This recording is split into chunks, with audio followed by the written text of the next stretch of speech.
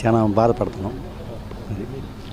ఈరోజు నారావారిపల్లిలో బాబు గారి స్వగృహంలో రామ్మూర్తి నాయుడు ఇక లేరు అనే వార్త విన్న వెంటనే అందరూ కూడా విషాదాలు మునిగిపోయి దుఃఖభావంతో ఉన్నారు.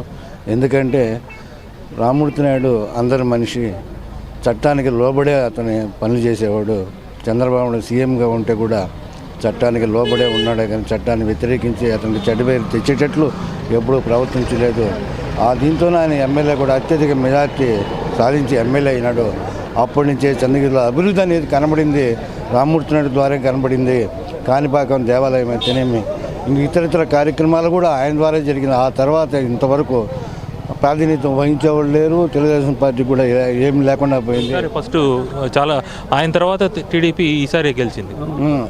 ఇప్పటికి అతని తర్వాత గెలిచింది ఇప్పుడే.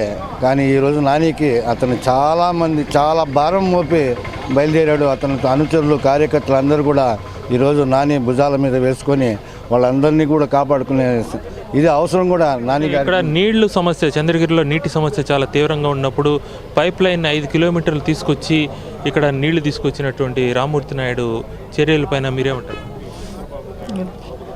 రామ్మూర్తి అంతా మాకు చాలా అనుబంధం.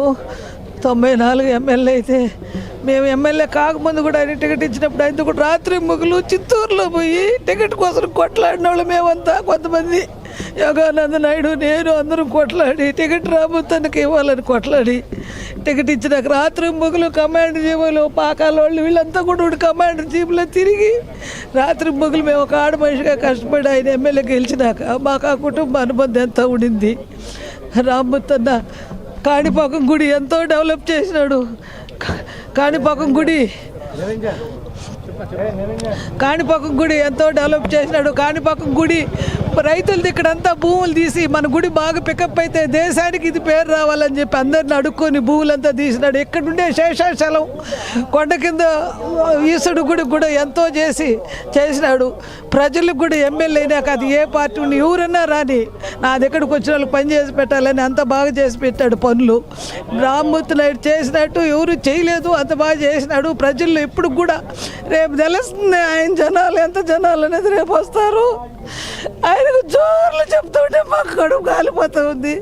మాకు 11 గంటల నుంచి ఇందాక మా కడుపు అంటే కాలిపోతూ ఉంది. మాకు నియోజకవర్గం చిత్తూరు జిల్లాలో కూడా అటువంటి నాయకుడు లేడు.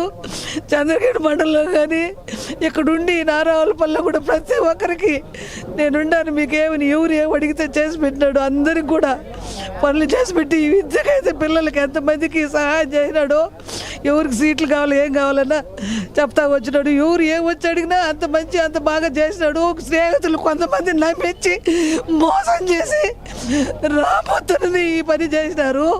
ఏమే ఆ మాట చేసినారు. బాబన్నకు ఎంతో చేదోడు అవుతాడు. ఆయన పేరు రాకుండా ఆయన పేరు మన పేరు మా నాన్న బాగా ముఖ్యమంత్రికి ఉంటే ఆయన ముఖ్యమంత్రి అయినప్పుడు మమ్మల్ని అందరినీ పిలిపించినాడు. ఛాంబర్కు పిలిపించి ఈ తేదీ నుంచి మీరెవరు అది మొత్తంగా మనం చూస్తున్నాము.